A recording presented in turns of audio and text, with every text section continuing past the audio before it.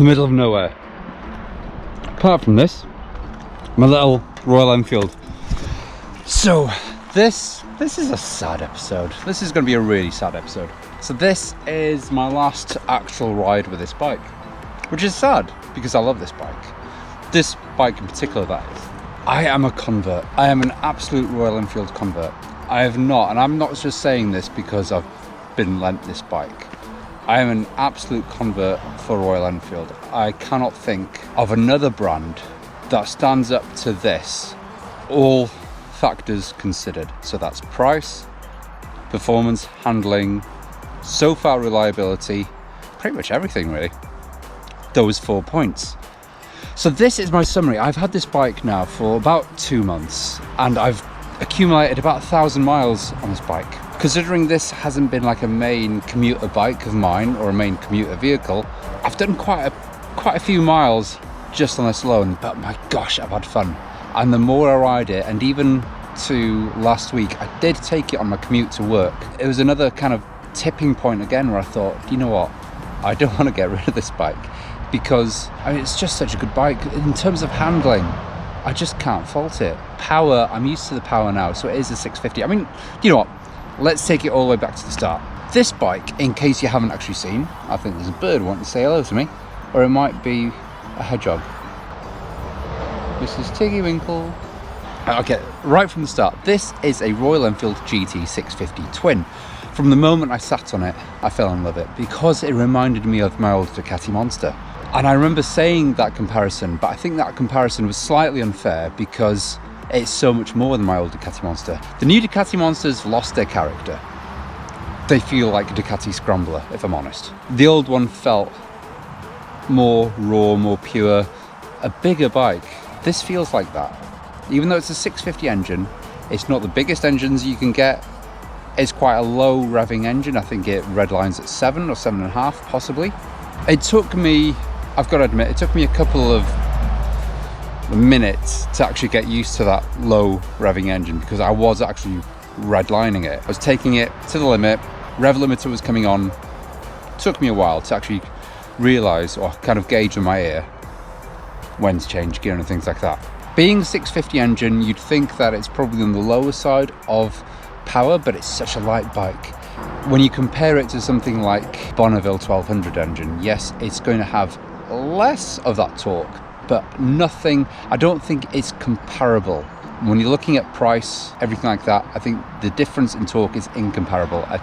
It's hardly worth worrying about. Besides the engine, handling is where it completely took a different division, a different turn completely to my Ducati Monster. My Ducati Monster, I always felt like I was teetering on the edge of being safe. Taking corners, I couldn't quite go into corners as well as I wanted to. This bike lets me do that. I'm gaining confidence with this bike. I'm gaining more knowledge of what I can do with this bike. Of course, there's always an element of fear of where if I take it too far, and of course this not being my own bike, I don't want to write it off because I mean, come on, it's a one-off, so I don't want to write it off. But knowing what corners I can take at what speed, how far I can lean the bike, how far I can push it, it's all becoming so natural now, and I'm understanding where this bike can take me, and so far I've not found that limit yet.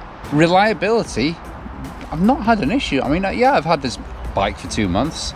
It's a relatively new bike. It only has 6,000 miles on the clock. So yeah, you wouldn't expect too much reliability issues. But in terms of ease of use compared to old bikes, again, put petrol in, start it off, go.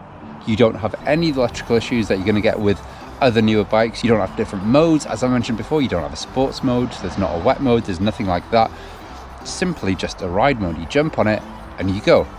Now, another comment that I've kind of been talking to one of my friends about is the fact that he has a new bike. If he wants to change his indicators or anything like that, it's an absolute nightmare because red lights are flashing up all over the place saying, oh no, something's happened to your electrics. You need to get this fixed. With this bike, you don't get any of that.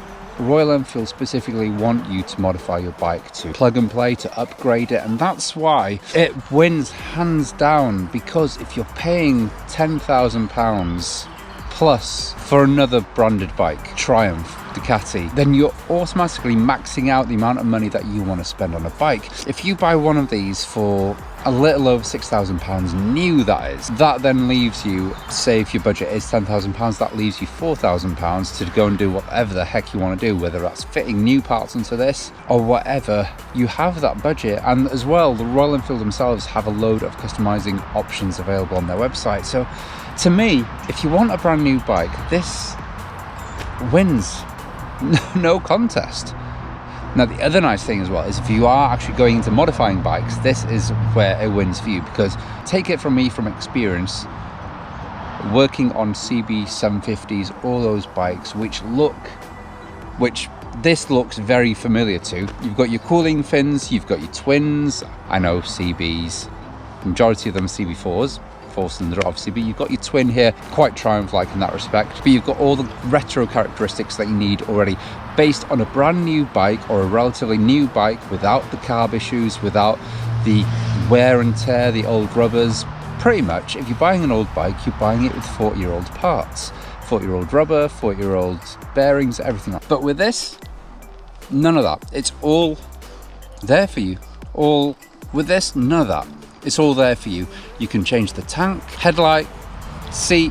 Subframe for me is a handy one because it is, you can put two people in the back of that. Subframe does come out quite a bit on there, but you could easily do a tail tidy on the back and kind of eliminate all that. Again, you have spoked wheels, cooling fin, decent rear shocks, an exhaust which isn't too bad but easily replaceable. You've got all the basics that you need here, all ready to go. But that is my summary. 1,000 miles on a Royal Enfield, and I wouldn't change it at all. It's a bike I can get out of my workshop, start it up, jump on it, go wherever I need to, come back. I know it's going to be there. I know it's going to start. First go, it's just going to be a bike that I know is going to be trustworthy. That's all you can say.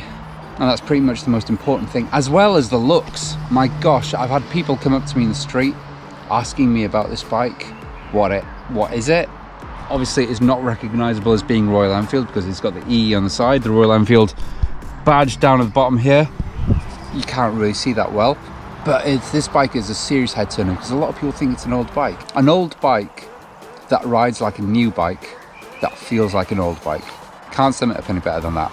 So that is all from me. I will see you at the next episode, but for now, bye bye.